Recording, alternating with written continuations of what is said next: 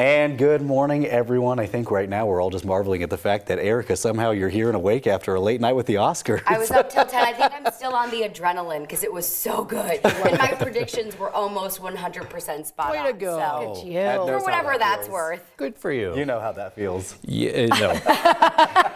No, I don't. But congratulations to you. When it comes to your forecast, you always brag when you're spot on. It's true. And how often is that? A lot. Well, you were right this weekend. Yes.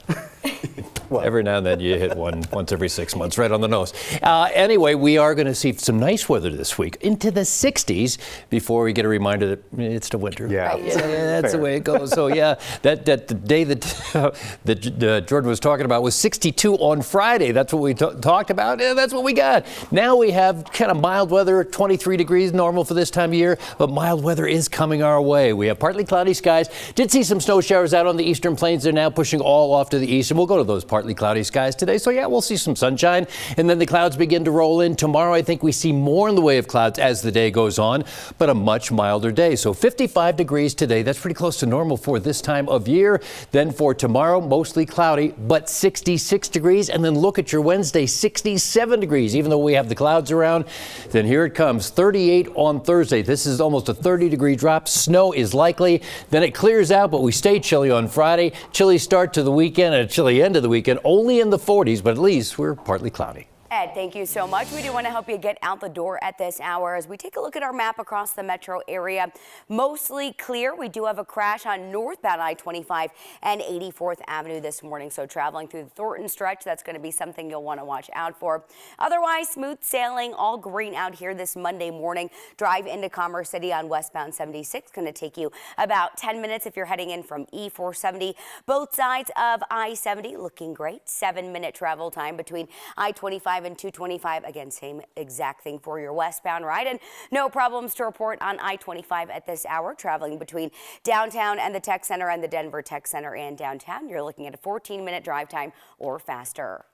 Erica, thank you. Right now, detectives are trying to figure out who shot 2 people at a bar in Adams County. It happened Saturday night a little before 11 p.m. at the Ugly Dog Sports Cafe. That's on Cortez Street near North Pecos.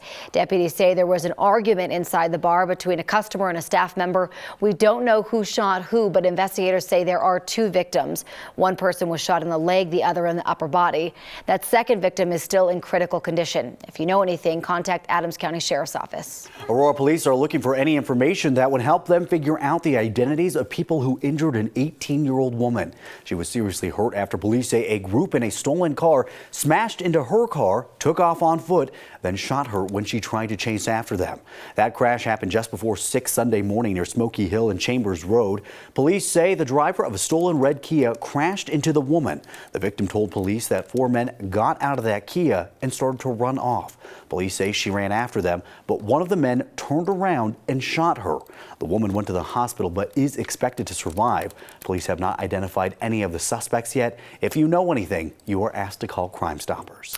5 months have passed and there is still no end in sight for the Adderall shortage. In the past, the FDA blamed manufacturing delays for the shortage.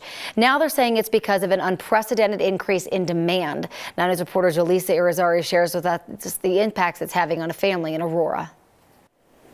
That's the Rockies' first no-hitter. I wish I threw a new no-hitter. Baseball's lessons go beyond the game. For sports lover Phil Hahn, life throws curveballs. I would say all of parenting's probably a little bit of a curveball. Hahn's son is Troy, a fun, sweet 6-year-old. They share a love for sports and a medical diagnosis. I grew up with ADHD and have sort of learned to live with it myself. And so we saw it and we knew, disruptive in class, can't keep his hands off of other kids. That's when his teacher said, I'd recommend you go see his pediatrician. Troy's doctor prescribed medication. The problem is, for the last 6 weeks, it's nowhere to be found.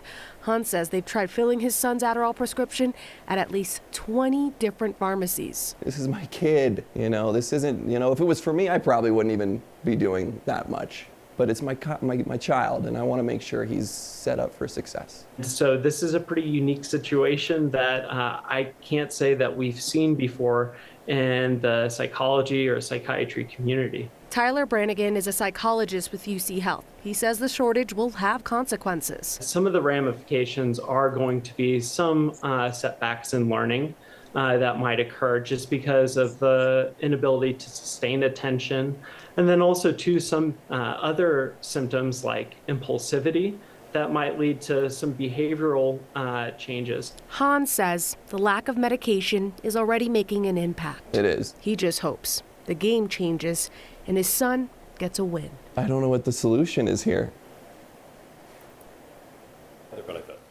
Dr. Brannigan with UC Health says in 2019 there were about 35 million prescriptions for Adderall. In 2021, that number jumped to 42 million. He says that 7 million prescription increase is a big reason why we're seeing this shortage right now.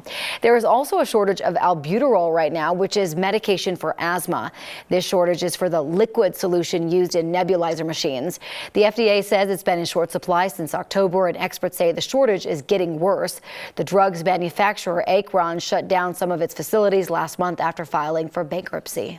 This week, Colorado's Attorney General hopes the public will weigh in on UC Health's proposed merger with Parkview Medical Center in Pueblo. The deal is set to happen sometime this year. People living in Pueblo have until the end of the month to submit comments. Democrat Attorney General Phil Weiser will host a listening session in Pueblo next Wednesday for people to share their thoughts. That'll be in the Rawlings Library at 2 p.m.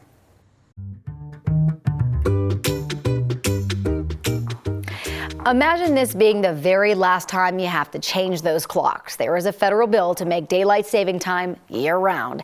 Daylight saving time actually stuck around for a full year during World War II. But after the war ended, the legislation was repealed because individual states imposed their own standard time.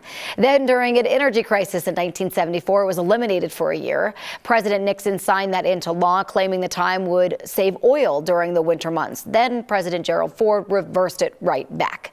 This morning, we're asking, should daylight saving time be permanent? Yes or no? Our poll is live now on 9news.com/vote now. Right now, it looks like a majority of you saying yes, it should, with 62%. I have a feeling throughout the morning these numbers are going to flip-flop back and forth. So we were talking about this yesterday, and I was totally on board with, like, let's stick with one time, not change the clocks. However, Chris Bianchi made a point yesterday that in January, if we kept the same time, didn't go daylight saving, the sun would come up at 8 o'clock in the morning. Mm-hmm. That would be really weird, right? It'd be dark at 8 o'clock in the morning.